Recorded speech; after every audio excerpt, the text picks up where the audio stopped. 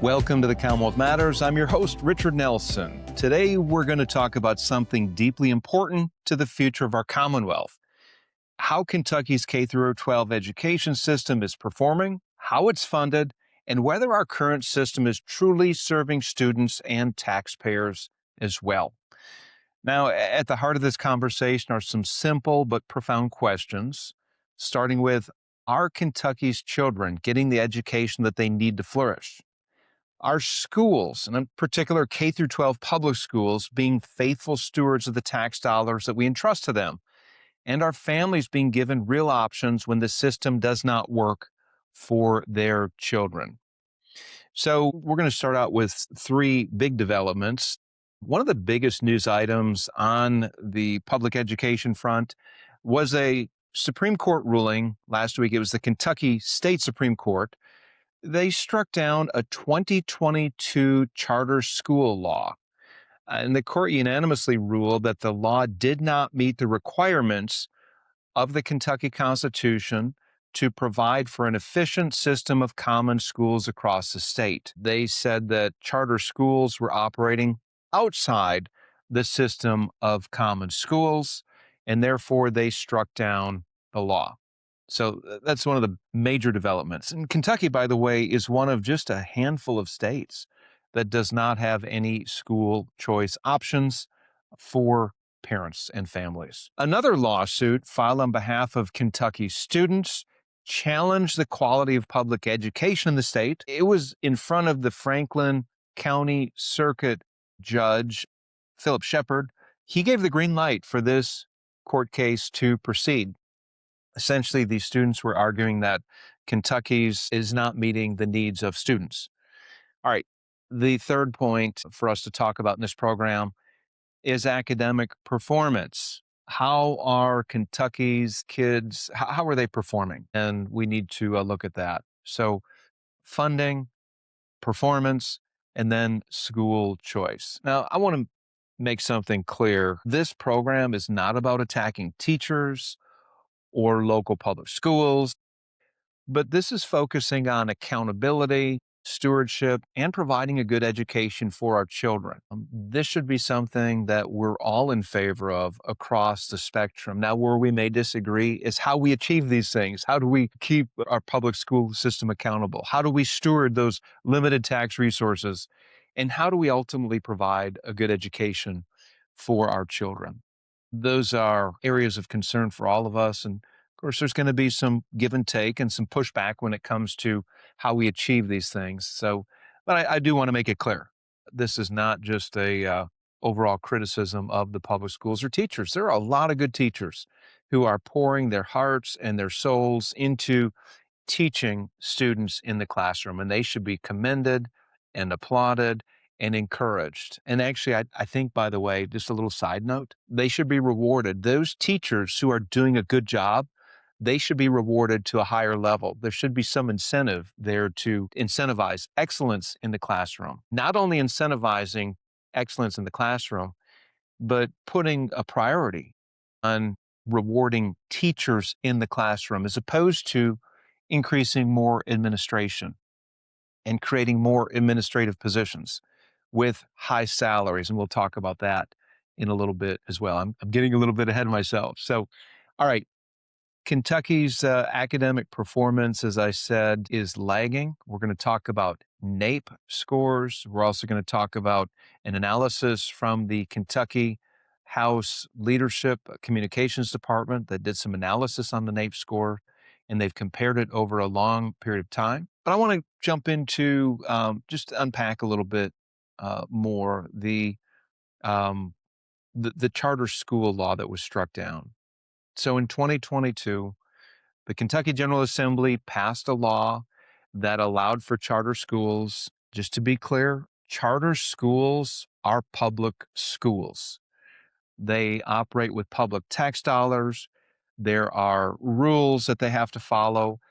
Essentially, what they do, though, is they cut away a lot of the red tape that's imposed on traditional public school classrooms.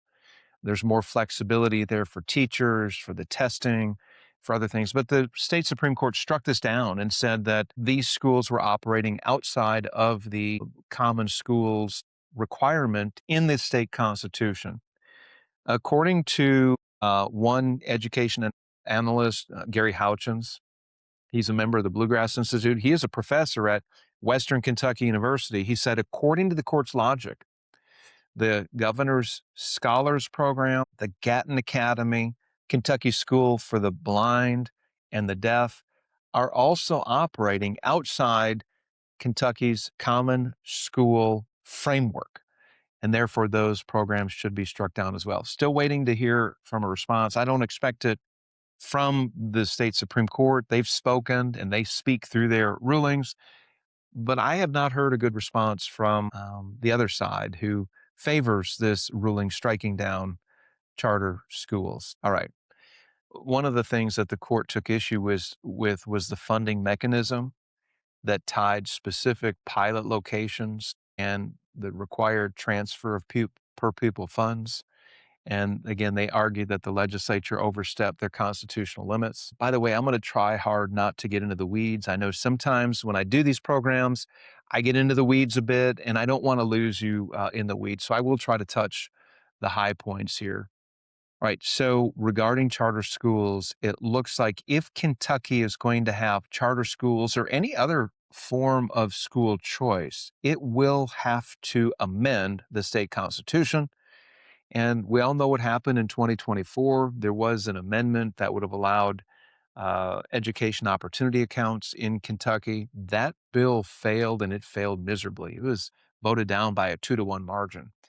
And I don't expect an amendment to be placed on the ballot this year. And I'm not sure what is going to happen. Actually, I do have an idea. You got to wait till the end of the program. And there is something that is in the works right now that will give students somewhat of a choice in Kentucky public schools. All right. So, how is Kentucky actually doing compared to other states when it comes to education performance? Well, let's look at the NAEP scores. NAEP is the National Assessment of Education Progress. It's otherwise known as the nation's report card.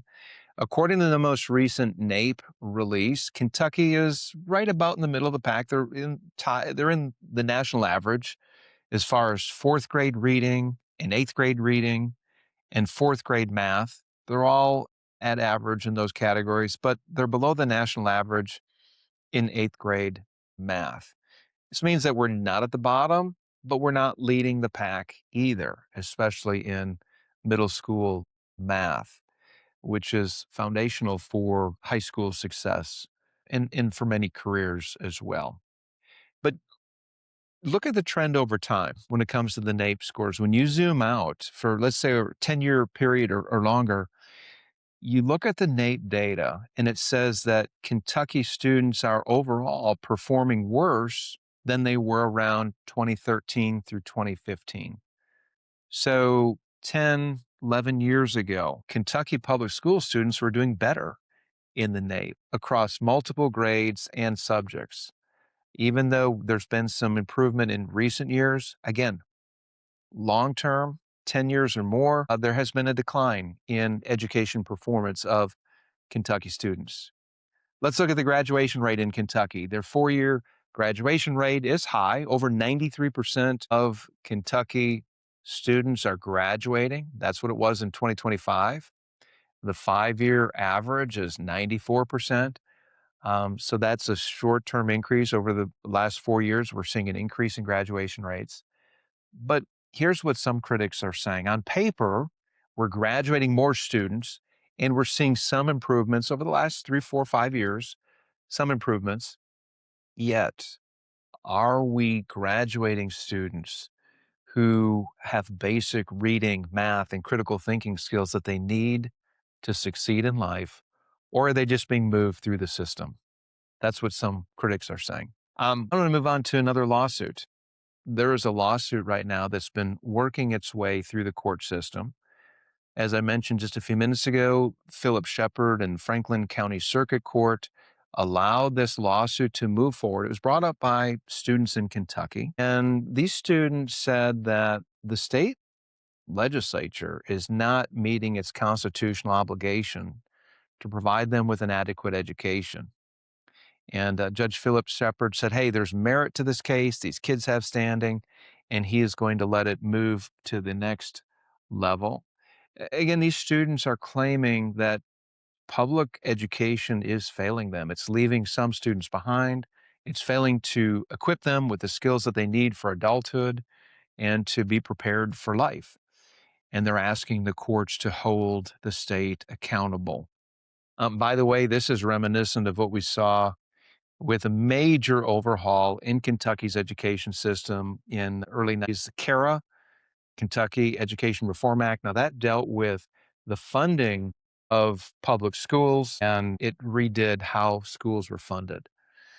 Of course, there were some districts that had a lot of money, a very robust tax base, some school districts that were very poor, and they weren't able to provide the same things that the wealthier school districts were. But here's a question. Is money the most important indicator to whether or not you're able to provide a good education for students?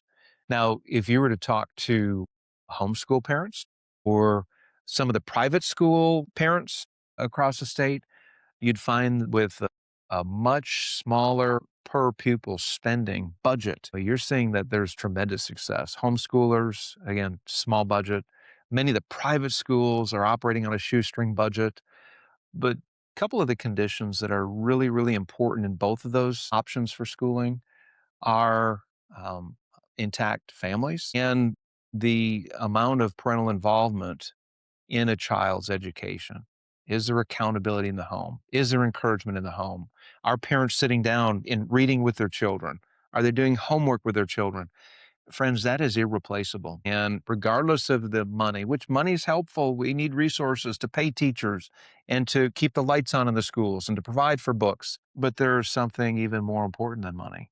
You need to have committed families, parents, willing to take the time and to invest in their children. And I think that that is one of the things that we overlook in this discussion about education.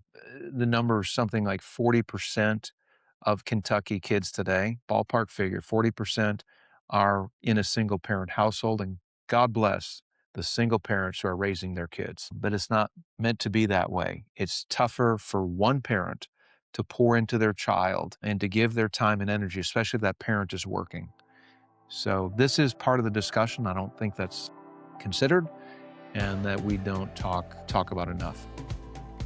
There's a proverb that says, when a land transgresses, it has many rulers, but with a man of understanding and knowledge, its stability will long continue. The idea here is that when people live without regard to their neighbors and without moral boundaries, then you need more government to restrain people who've gone off the rails. So if people are going to flourish, God's truth must be embraced. After all, God tells us who we are, what's our purpose, and how to live in harmony with our fellow man. Christians should understand what God's Word says and how to think biblically about the issues so that they can engage well. To stay up to date with what's going on in Kentucky, subscribe to CPC's newsletter. Go to CommonwealthPolicyCenter.org to subscribe, and you can also find other resources there. Thank you, and may God bless you. Let's talk about funding and stewardship and whether or not Kentucky taxpayers are getting the most bang for their buck. I was on the phone with a state representative a while back and talking about the criticism that he and his colleagues receive regarding public education. And Republicans are often accused of cutting education dollars, regardless of what they do. But is that true? Have they actually cut education dollars? Well, consider this. Consider a few numbers and come on into the weeds with me for just a bit. I'll take you out in just a few minutes, but consider this. Under the last budget passed into law by Republicans, they increased the SEEK funding. This is a state portion of public education funding. They increased it by 3% to $4,300 in fiscal year 2025 and $4,500 in fiscal year 2026. That's a 6% increase. They allocated on behalf of school districts an additional almost $10 million in 25 and $20 million in fiscal year 26 to district payments to their teacher retirement system. Actually, Republicans have shored up the teacher retirement system program. They provided an additional 84.3 million in 2025 and 124.2 million in fiscal year 2026 for pupil transportation. I could go down the list. Again, I know I'm in the weeds. They included an additional $10.7 million over the biennium to equalize all previously authorized, the nickel tax. I'm way into the weeds. I'm just going to stop right there. I've got a list of several increases that they made in the last budget, 2024 budget. Consider this. Here's some high points. Total elementary and secondary education funding by school year. In the 2019-2020 school year, the State General Assembly allocated in 2020 and 2021. It was $4.8 billion. In 2021 and 2022, it went up to $5.6 billion. 2022-2023, $5.3 billion. Today, this year, the 2025-2026 school year, it's $6.1 billion. So look, just in a matter of these 7 years, 7 different fiscal years, we went from 4.9 billion to 6.1 billion. This was done by Republicans in our state legislature. The percent increase going back to 2019, 2020, 27.2%. Per pupil funding, it's 3.365 billion. That's a 20% increase over these last 7 years. Look, the legislature is looking to increase the SEEK funding. These are not indications that Republicans are cutting education funding in our public schools. They're increasing it.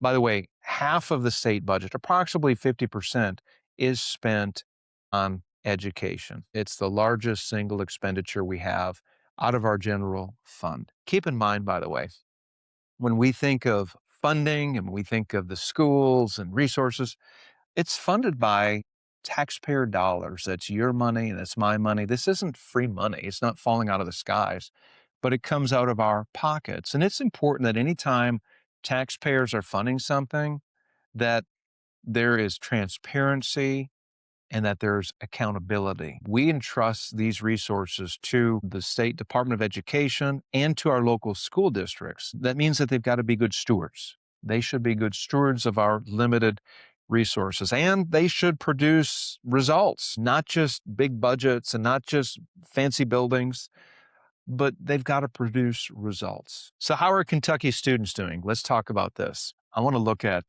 Jefferson County Public Schools first. Jefferson County Public Schools, the largest school district in Kentucky. Of course, this is Louisville. And we're going to look at their test scores in 2024. At the elementary level, 24% of elementary students, first through fourth graders, are proficient in reading. In middle school, the number goes down to 22%.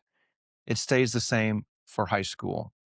So basically, 1 out of 4 elementary school students in Louisville schools are proficient in reading. It's closer to 1 out of 5 in middle school and high school. Those comparison on the other end, distinguished in reading. In elementary school, it's 13%. In middle school, 13%. In high school, it's 12%. So about half of the number are distinguished in reading. So these are the achievers. These are the kids who are excelling in school. You've got 13, 13, and 12, almost double of what those who are not at the proficient level are. Let's look at math proficiency. In elementary school, in Jefferson County Public Schools, 23% are proficient in math at the elementary level, 20% of middle schoolers are proficient in math, and 19% of high schoolers. In comparisons, in the distinguished in math category, 8% of elementary school students are distinguished, 8% of middle schooler students are distinguished, and 9% of high school students are distinguished. All right, let's go back to the NAEP. I want to share a comment that the House Majority Leadership Communications Office said this. When they looked at the NAEP scores, again, this is the nation's report card, they said this. Even when using the Kentucky Summative Assessment, that's the state test scores, which offers an inflated assessment of our students' performance, not a single category shows a majority of K through 12 public school students performing proficiently in key academic areas. Now, they go on to say when you compare the NAEP, the National Assessment of Education Progress, which is a much more accurate indicator of how we're performing academically, at the very best, we've not made any net improvement since COVID. So this is the last 6 years, no net improvement. And in some cases, have lost ground. Kentucky's grade 4 mathematics score in 2011, 2013, and 2015 were higher than its 2024 score. So again, over a long period of time, 10 years or more, you're seeing a decline in the NAEP scores. Here's the House Leadership Communications Office said this: keep in mind that Kentucky's educracy is always looking for ways to present data that make our performance appear to be good, even if it is not. For example, they will use overall NAEP scores to claim Kentucky's in the middle of the pack, when in fact, even NAEP says that the only way to offer a true presentation of how public schools are performing using the NAEP is to break it down into subgroups performance. That is, looking at Black populations, low-income student populations, etc. They go on to say that the bottom line is that while we've made some improvements compared to the declines seen as a result of COVID, in many cases we have not improved beyond where we yet, friends. K through 12 spending continues to increase. One of our guys, Mike Harmon, our state outreach director, was on KET recently, and the state commissioner of public education, Robbie Fletcher, was there. And one of the resounding refrains was, we need more money. We need more resources. They talked about resources for transportation. They talked about increasing SEEK funding. How about we show what we're doing with the resources right now? How about we show in a transparent way, how much are we spending on teachers in the classroom compared to administrators at a high level? In Jefferson County Public Schools, by the way, there is an inordinate number of administrators making $100,000 or more a year. 20, 30 years ago, those jobs were not there. What if we took those resources, had fewer administrators, and poured into the classroom, maybe smaller classroom sizes, maybe a teacher teaching instead of 5 classes, teaching 3 classes, and hiring more teachers? I don't know. One-on-one time seems to be a good investment, but I speculate. I'm getting ahead of myself here. But here's the point. Public tax dollars should be justified. They should be transparent how we're spending it, and it should show results. Again, this should be something we're all in favor of, whether you're in the public school machine, if you will, or part of the public school system, or a parent or just a taxpayer without kids in the schools. We've got to ask ourselves, are we serving students well? And I think if you look at some of the education outcomes, some of the test scores, and I know that students are much more than a test score, but test scores are an indication of whether or not kids are learning. It's a reflection of what they know as far as innate, as what they know with math and what they know with reading. You know, the job of public education is to prepare our young people to read, to do basic math, to manage a household budget, to hold a job, and to raise a family, and then to participate responsibly in civic life. These are some of the goals for our public education. I want to talk about school choice as we wrap this up. Now, because the state Supreme Court struck down Kentucky's charter school law, Kentucky has no other options. There is no school choice in Kentucky. We're one of a handful of states that has no school choice. Latest I looked at it, I think there was only one other state, South Dakota, which had no school choice. So we're one of the most restrictive states in the nation when it comes to school choice. Consider states like Florida or Arizona. They've broadened access to charter schools and private school scholarships programs. They've got education savings accounts that allow parents to customize their children's education. Those states are doing well. They're doing better than Kentucky.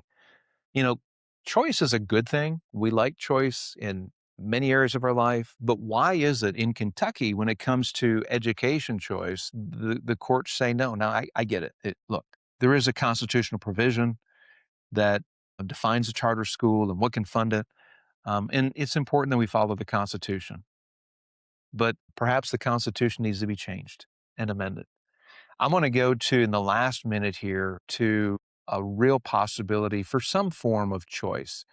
And this is a federal scholarship tax credit where if you donate $1,700 or allocate $1,700 to go to a state granting organization, essentially a entity that is going to collect this money and then give out scholarships. You get that federal tax write-off, and that money can be used right here in Kentucky. Now, here's the thing. Governor Andy Beshear is opposed to it. He doesn't want to have anything to do with it. He calls it unconstitutional. However, this is federal tax dollars. It's not state tax dollars. This was created by the One Big Beautiful Bill that passed last year, and many states have signed on to it. Of course, these are Republican states with Republican governors. There's a bill, two bills actually, Senate Bill 1 and Senate Bill 88. I'm sorry, House Bill 1 and House Bill 88, which would allow Kentucky to participate in this federal scholarship tax program. House Bill 1 would allow the Secretary of State's office to receive, and then to create a program where the scholarships are distributed. House Bill 88 would allow the auditor's office to receive those resources and to then distribute them to needy families. So these two bills are in the legislature. I expect House Bill 1 to move through. The Speaker of the House, David Osborne, signed on. That's an indication that it's a priority bill. It's likely to move forward. The state Senate, when they get it, I believe they'll likely pass it as well. And they're very pro-school choice, or giving options, more options to our families and to our children. All right. We are out of time. I'll close with this. If you care about either of these bills, if you want your legislator to participate in and to get behind House Bill 1 or House Bill 88, you can call the legislative message line and ask them to support it. Again, House Bill 1 or House Bill 88. The legislative message line is 800-372-7181, 800-372-7181. Call, leave a message for your legislator. It takes just a moment to do, and your voice does make a difference. All right, with that said, we're out of time for the Commonwealth Matters. Thank you for joining us, and until next time, may God bless you.